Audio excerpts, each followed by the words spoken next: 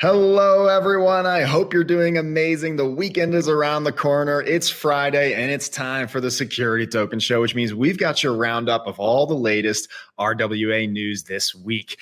So I'm your host, Herwig Konings, and I cannot wait to get into some amazing news this week. Wow. Again, August is on a tear for a typically summer slow month. But first, we've got an interview and an even bigger announcement to get started with. Let's get into it. 5, 4, 3, 2, 1.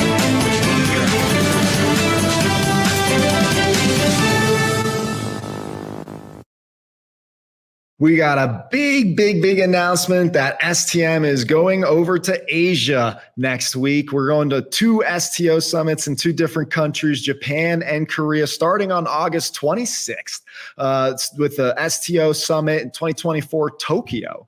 I'll be speaking on the developing trends of the tokenization market in a keynote, but I'll also be moderating another great panel alongside STM correspondent Jason Barraza and COO of STM. He'll also be moderating a few panels. So we've got a lot of great speakers there. Go check it out at stosummit.org. You can go in as a webinar here. It is a live webinar, so definitely register and check this out August 26th. But then also on August 30th over in Korea, there's another STO summit where Kyle will be speaking on behalf of his new company, Paxum. So check it out, or if you're in Korea, go hit him up August 30th. He'll be speaking at the STO Summit Korea, and we're proud as STM to be covering both events. Very exciting to see always great topics and conversations and leaders being put together to educate and bring adoption to this market. And Asia, as we know, is a huge market that is heating up. So exciting to learn what's going to be happening over there next week. But for now, we've got an amazing interview with the founder of InvestX and IXSwap, Julian Kwan, waiting here with, of course, Jason Barraza. So let's get into it.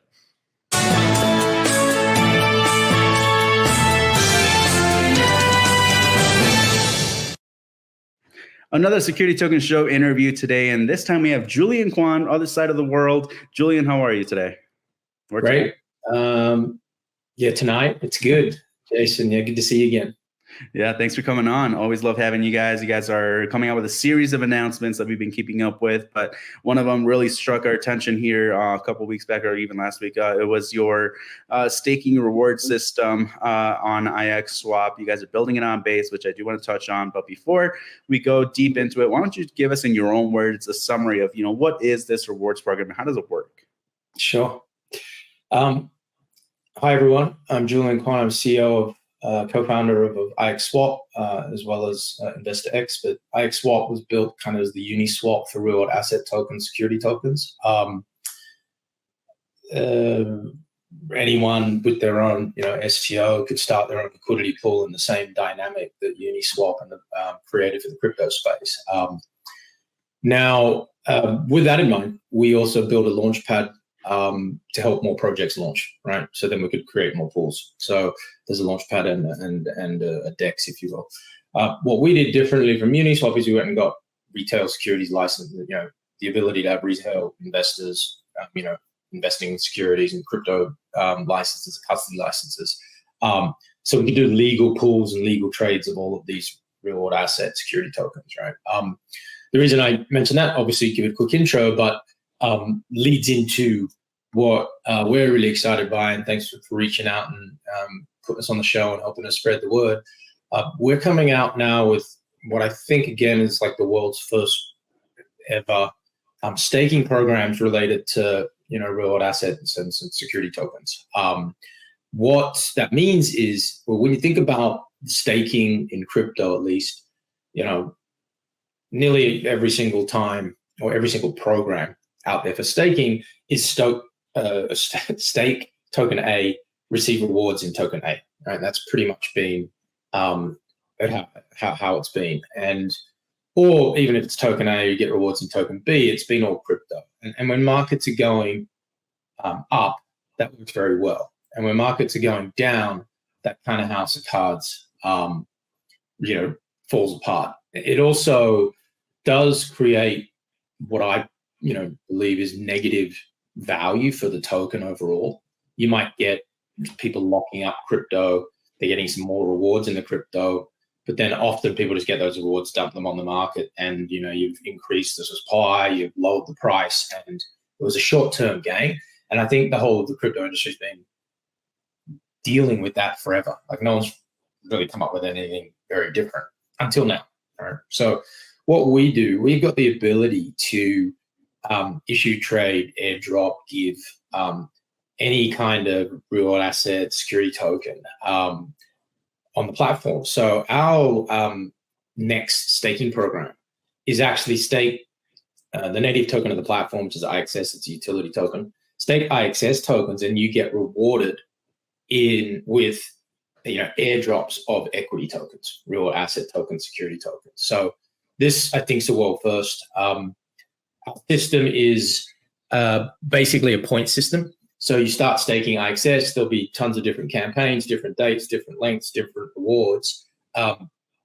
And as those points accrue, and again, depending on the campaigns, once the campaign's finished, check the scorecards, go to the pool of real asset tokens and and drop them on the users. So we're super excited by it. We're actually getting all of the issuers. So when someone's launching a startup token or a VC fund token, whatever it is, to take like a percentage of that launch, save that as the rewards for the staking program as well. So it's really interesting. I don't think it's ever been done before. And why hasn't it ever been done before? People didn't have the licenses for it. They weren't, issuers of STOs that wanted to give anything away. Probably another element of it. But we feel like it brings in, when we think about security tokens, we think about, we've always thought, how do you bring security tokens to the crypto degen market, right? That's been our focus.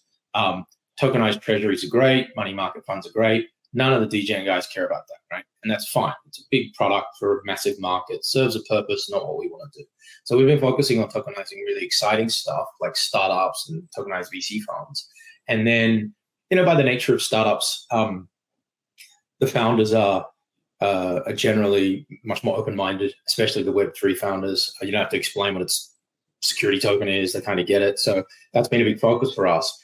And yeah, we're excited to see how it plays out. We obviously want to drive real value for the IXS token and the holders and the community and our treasury. But we also think it's a super unique and interesting way to really, grow your community and grow and add value. Because when you think about, again, like we haven't seen what the users are going to do yet because we're just about to start this. And what I mean is, what are they going to do? What are they going to do when Jason stakes 100 IXS tokens and we give him $100 worth of equity in this startup? Is he going to try and dump it, or is he like, wow, maybe I'll start holding one of this and build it up? We've always believed that a better way to launch a startup now, sort of try to connect the dots here for everyone. We think that the future of raising money for startups is ICO, NFT, STO, and having a combination of different tokens that represent different things. And when you think about crypto in general, crypto has, launching tokens, crypto tokens. It's been a massive, in my mind, it's been a false narrative since the beginning of time. What's the false narrative? Oh, if you buy this token, that's where all the value is. And, that's it. You want to get your hands on the token. But most people do these token launches where it's like, seed round, influencers, VCs getting all the best deals, and then they dump it on the retail at the public launch. That's been sort of the history, the short description of how these tokens have worked. That's problematic. I don't think it's, I think the market's working that out. And that's why I think this year the crypto token launches are all over the place, because more and more people have worked that out. That's not great for them. When I mean people, I mean the general, crypto community. And so, but also a lot of these token projects and protocols that are meant to be decentralized and, the token holds all the value, they've got a lot of other capital sitting on their equity investors, right? There's a lot of big VCs, typically big VCs. They're easy to pick on. So you're like, well, if all the value's in the tokens, why are these guys got equity holders? And the answer is because the value is not all in the token. Most of these projects in blockchain are essentially businesses, whether they want to call themselves or not. They're there to make money. And that's why people want to invest in the equity, right? And also remember, the project typically does these token launches and has a treasury. Sometimes these treasuries are worth a fortune, right? Billions of dollars. Who owns that? The project. Who's the project? Well, the shareholders. So the shareholders, the equity holders, right? So the reason I bring that up is because I'm thinking like, we think that the best way to launch specifically Web3 startups, but it could be any startup now, is you can launch an ICO, then you launch an STO. You give real equity to the community. I think that's a lot stickier. You'll find a lot more long-term holders. People, I don't think, are going to get these real-world asset equity tokens, dump them straight away, because that's what people do with the staking of crypto. I usually just dump it and go, great, on to the next project. I think it builds a much more loyal user base. I think it's much more interesting, and I think it de-risks a fair bit for the startup and hopefully builds a better business. And it's much more interesting community, and it brings the whole gamification and staking and all these cool stuff from blockchain, and it marries it with like real equity and security tokens. Makes sense. And that dives into my next question, really is, diving a little deeper into understanding how you are incentivizing that long-term commitment. And as well as, to your point on dumping all these, in the past staking programs, how do you guys, control that through your cooldown period? Yeah. So, I mean, cooldown periods are just basis of people pulling out of staking programs. That's probably the simplest way to put it. And there's some penalties involved, right? It's like when you break an agreement, so you don't get the same end game. You still get something, but you might not get 5 points. You might get 2 points, whatever that ends up being per program. But essentially, the concept is if you're believing in the project and the platform, right, and you're holding IXS tokens, you can get rewarded now by again locking them up. And reducing supply, at least trading supply. And our tokens very soon to be the IXS utility tokens, very soon to be completely distributed. There's no more unlocks coming. There's like one more or something like that. So then all the tokens that in our total supply, 180 mil, are out in the market. And then so as we try and get more of these staking programs launched, we'll tie up more of the IXS tokens. We take them off the market. And then we reward those people by giving them something that never been given before. Equity in a startup, equity in a VC fund. I don't know. What else is going on? Company shares, there's real estate projects coming out the pipeline. You guys will see, as you know, everything's being tokenized. So there's no specific asset. It's a lot of them. And then we'll see where we go from there. I mean, again, this is V1. We talked just before we started recording, like IXSwap V1 was 2 years ago. Now we're building V2 on base. And this is our V1. This is the world's V1, version 1 of staking crypto to get real asset tokens as rewards, but being securities as well. So, yeah, I mean, it's exciting. We'll see how it plays out. We're always trying to drive use case for the token. We're trying to provide value for the community. And again, we're trying to drive value for the issuers, right? People that are issuing these tokens, they're companies, they're businesses, they're real businesses, they're serious people. They need to make money, they need to raise money, they need to be, they need to build communities. It's a serious gig. So we're hoping that, we spend all day trying to work out how to really help all the participants, which ultimately helps us. And that's the purpose of building this infrastructure in the first place. I like it a lot. I do want to challenge a couple of things here, but for anyone that's watching on the Security Token Show, at this point, we will be moving on to the next section of the show. This interview will be fully published on our YouTube channel if you want to watch the rest of it. So keep on watching. And thank you, Julian and Jason, for that fantastic interview. Of course, the full one is available on YouTube now, so there are more delicious scoops in there for you to check out, folks. But now we need to get into the news because it's another one of those weeks where we've got almost 30 articles to cover.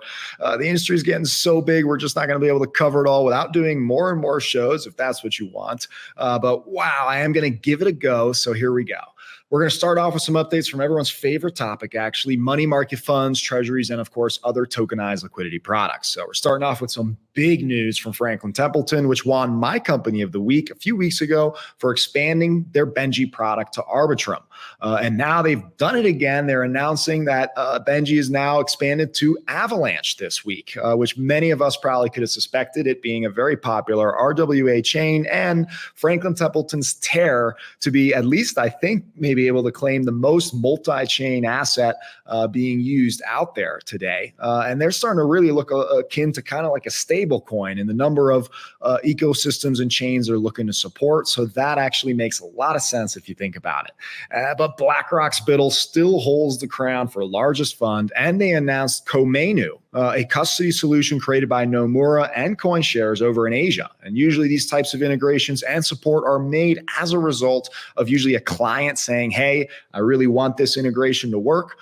So I suspect that's probably some large investors, maybe out of Asia, if Nomura had anything to do with it, that want to use Komainu or Komainu, however you say it, for their BUIDL investment. And Mountain Protocol has also been using BUIDL as part of its reserves, among other low-risk yield products in their portfolio, which they display with their proof of reserves. And in fact, Particula did a great report comparing BUIDL, OUSG, and USDM all easily, so you can compare the three. And of course, they all touch BUIDL, but it's extremely comprehensive, and I recommend you go check it out. But USDM is now further diversifying, whitelisting super states as part of their reserve, and this needed approval from the Bermuda Monetary Authority, which they operate out of. So this is a pretty big deal to be whitelisted as such, and that likely means that USTB from Superstate will be added to the reserves of USDM very soon. And that's it for liquidity products. We need to move on to a big update from institutions, specifically from State Street, the multi-trillion-dollar asset manager that's been talking about tokenization as far as I can recall for like 4 years now.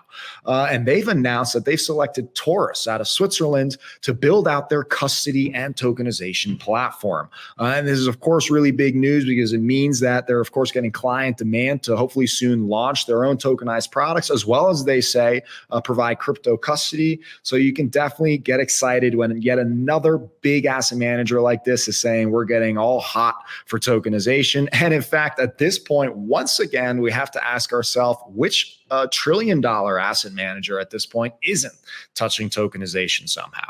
And the real estate category had a ton of updates as well, folks. RE tokens made headlines twice this week, one of which they kind of went viral for because they did a first ever in the industry. They tokenized a church. So there's a faith group that basically is leveraging RE tokens to raise $2.5 million. I think almost half of or more, which has already been raised. But the incredible news is there, of course, that they are looking to essentially own the building where their church is held, which makes a lot of sense and is a very interesting and exciting use case. But it wasn't the only big investment, with actually RE tokens saying that Island Sky Investments was the first to also leverage their platform. So good stuff. We hope to hear more by having the founder and CEO himself of RE tokens, Tyler Vinson, on the show soon to hear more.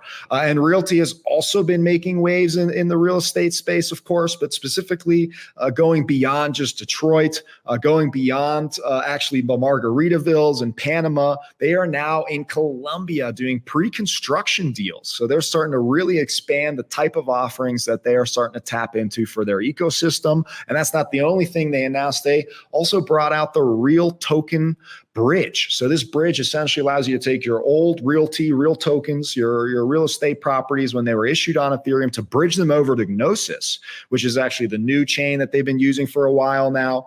And that makes a lot of sense because it's probably going to save a ton of gas fees for all those people who are still using those tokens. And of course, STS Protocol has to round up our real estate section now as they continue to make headway in the Middle East with a new partnership with a company called Smart Crowd, which is actually dubbed the Middle East and North Africa's first regulated crowdfunding platform. Pretty cool stuff. The announcement comes with their first listing together, actually, so it's not just all fluff here. Go do your own research and check it out.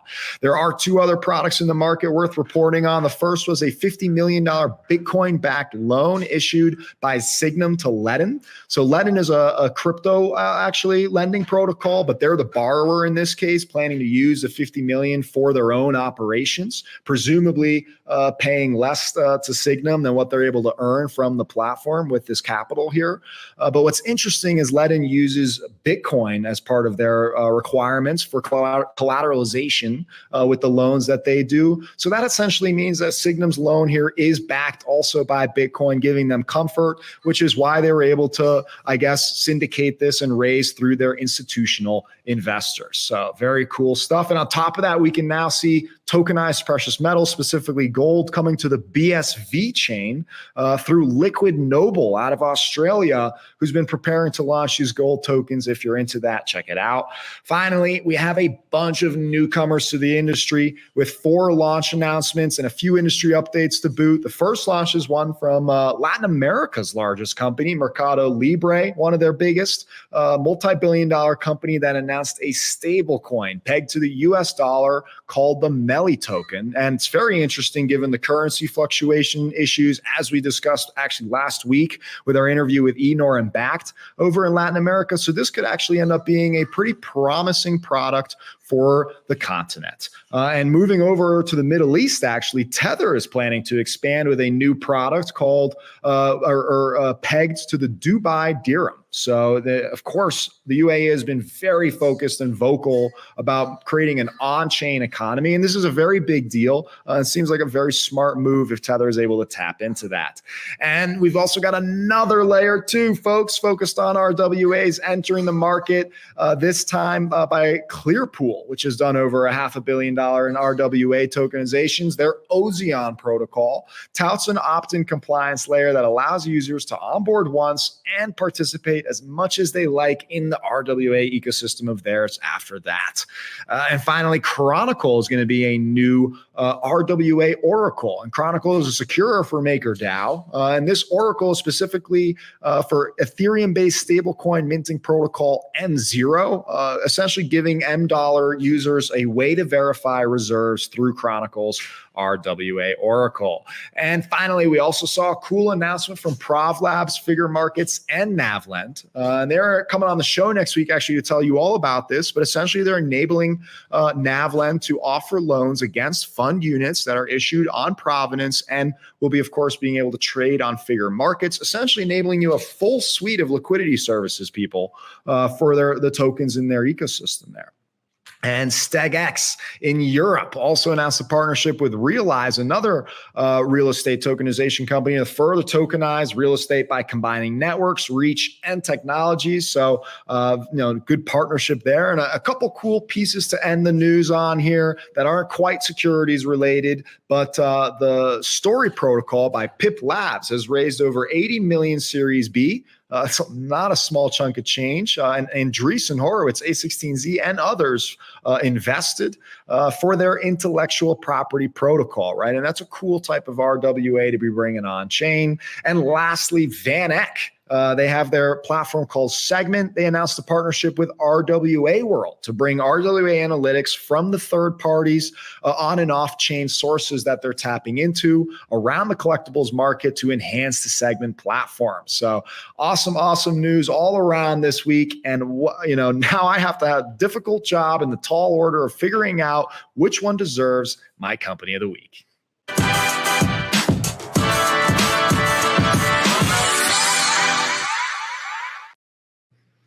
Ton of great news this week, which makes my job really hard to pick a winner that, of course, becomes an entrant for Company of the Year, which we'll be picking in the beginning of 2025. But the only way is to win one of these weeks throughout the year. And this week, I think it was kind of clear to me. I love when big institutions make announcements about supporting tokenization. And State Street, who is my winner, they've been no stranger to this. They've been talking about tokenization, promising about how great it is, and now they are making an official step. They've probably done quite a lot of work to select Taurus out of Switzerland to build out their custody and tokenization platform, which means these services will be coming online sooner than later, which has to mean that they're going to have some very high quality products. Who knows what they're going to end up tokenizing, maybe a money market fund like everybody else. But again, 4 trillion in AUM means they've got a lot of potential interesting projects that they could be doing. And that's exactly why they won my company of the week. Let's see Wall Street continue to focus and help adopt and create a new financial operating system on Web3. And with that, folks, that's the show. Of course, we'll be back again next week for episode 250. We've been doing this for over 5 years. We always appreciate your support. really do. So if you actually like what we are doing, or if you want to see it improve, just give us feedback, give us suggestions, or more importantly, give us a like and subscribe and share it in your network so others can see what we're talking about every week. And of course, in the meantime, check out stm.co. That's where all the latest trading news is. And of course, there's more and more content on STM TV on YouTube. So with that, can't wait to see you all again next week with more RWA news. And of course, meanwhile, happy tokenizing.